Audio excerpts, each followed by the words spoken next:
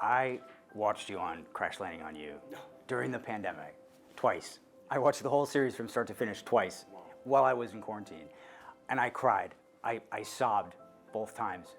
That performance, the chemistry between you two was some of the best chemistry on screen I think I've seen. And I was thinking to myself, gosh, it's almost like this is a real life romance. And it turns out it was. So is that why it came across so well on screen, because you guys were connecting in real life? 없진 않았겠죠. 근데 그 전에 크래시 랜딩 온 유를 하기 전에 협상이라는 영화를 또 같이 한 작품을 했던 인연이 있었고, 그리고 나서 이 작품에서도 또 다양한 어떤 모습들을 봤고, 그리고 또 이야기를 하면서 인간적으로도 많이 또 느꼈던 점들도 있고, 근데 실질적으로 이제 어떤 관계가 발전한 건 이 작품 이후예요. 네. What is it like when you're not working? What's life around the house like as, as a new mom and dad? 그냥 똑같을 것 같은데요. 네, 똑같고, 저도 아이의 스케줄에 맞춰서 일이 없을 때는, 촬영을 안 할 때는 아이랑 같이 놀이터도 가고, 뭐 먹으러 또 외식하러도 가고, 키즈 카페 같은 데도 가고, 그냥 똑같아요. 어느 아빠들과 똑같은 삶을 살고 있는 것 같습니다. When you go to the playground, are you mobbed by people or do they leave you alone? 아니요, 그렇진 않아요. 네, 그래도 이제 서로 알아보지만 모른 척 해주시는 것 같아요. You're not really active on social media. As far as I can tell, you're not posting things. You might have publicity photos that are up, but you're not taking selfies of your everyday life. As big of a star as you are, that's astounding to me that you have been able to manage to draw that line, and I give you a lot of respect for that. How did you come to that decision? 글쎄요, 이게 크다면 큰 거고 작다면 작을 수도 있는데 그냥 공과 사를 좀 구분하고 싶은 마음이 있고요.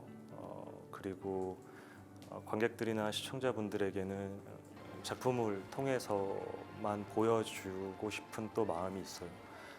제가 여기저기서 보여주고 저의 다양한 것들이 알려지는 것도 참 좋은 일이긴 하지만 그게 반복됐을 때 과연 저 사람이 계속 궁금할까라는 거에는 조금 물음표가 있어요. 그러다 보니까 어느 정도는 노출되는 지점들은 조금 배제를 시키고 또 그런 것들이 작품을 보는 시청자들이나 관객분들에게도 저는 좋은 영향이 갈 거다라고 생각이 들어서 지금 그렇게 하고 있습니다.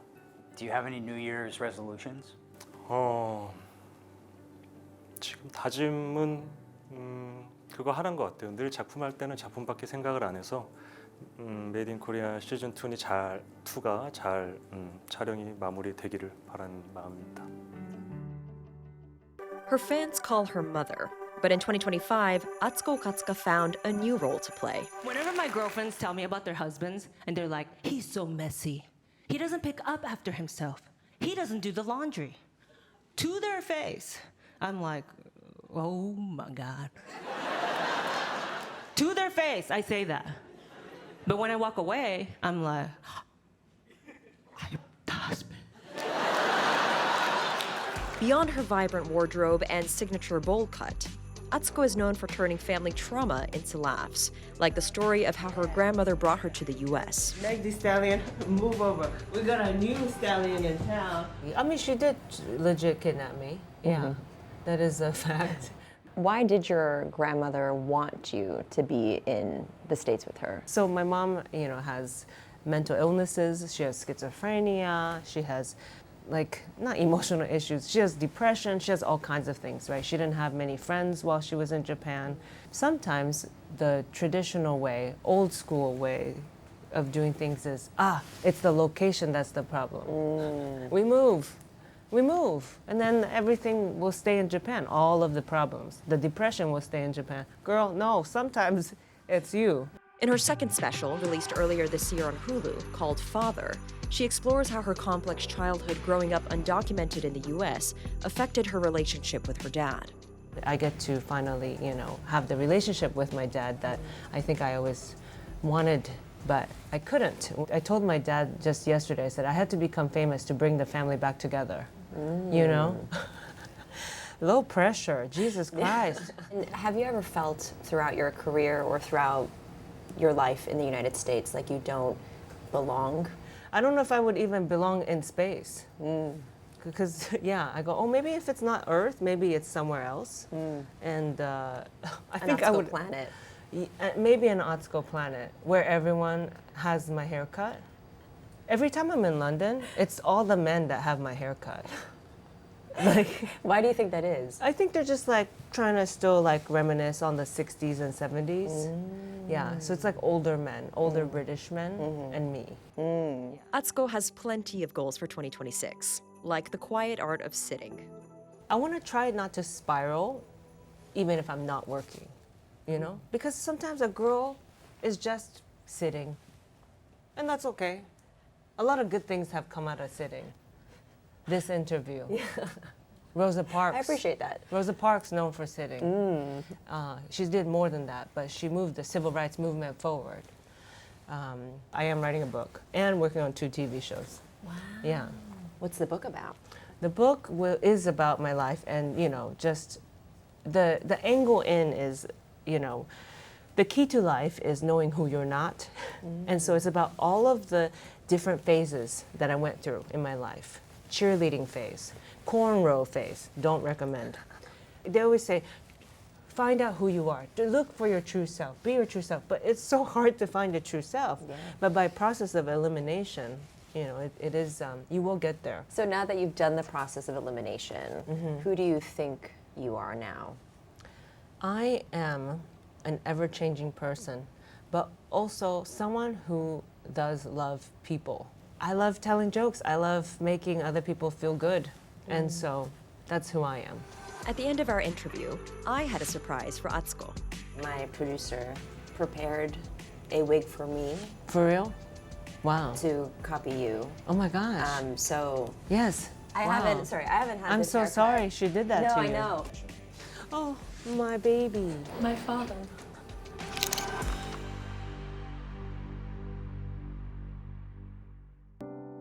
Oof. It's been a lot. It's been 2 film releases. I did not expect to have 2 film releases, to be honest. And it's been amazing. I mean, this year has been wholesome, to say the least, you know, and a surprise, actually. And may I ask you a question about Fawad Khan? Because you've been recently reunited with him on the big screen. He was also in CNN New Year's Eve Live a couple years ago. He is such a gentleman. He is a classic leading man. Could you tell me about your working relationship and how it's evolved over the years? It's a blessing that we have been given so much love and respect and adoration together. You know, people want to see us together. And we've been stingy with that.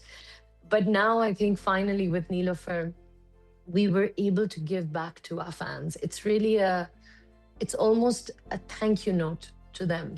I think what we have in common is that I think we both are very respectful of each other's spaces and our crafts, you know. I'm a spontaneous actor. He has another kind of method. And we both understand each other's beats really, really well. And I think that comes with a certain amount of course, experience, but also friendship. That's really lovely to hear. And it sounds like no doubt you're going to be working together again, reunited again on screen in the future. I think that they're the while for that, because we need to find something really amazing. I mean, so if anyone has something out of the box, I think we need to both do something together which is very out of the box, like Bonnie and Clyde. that would be so edgy. That'd be cool. Or like Marriage Story. That's what I'd like to see us in.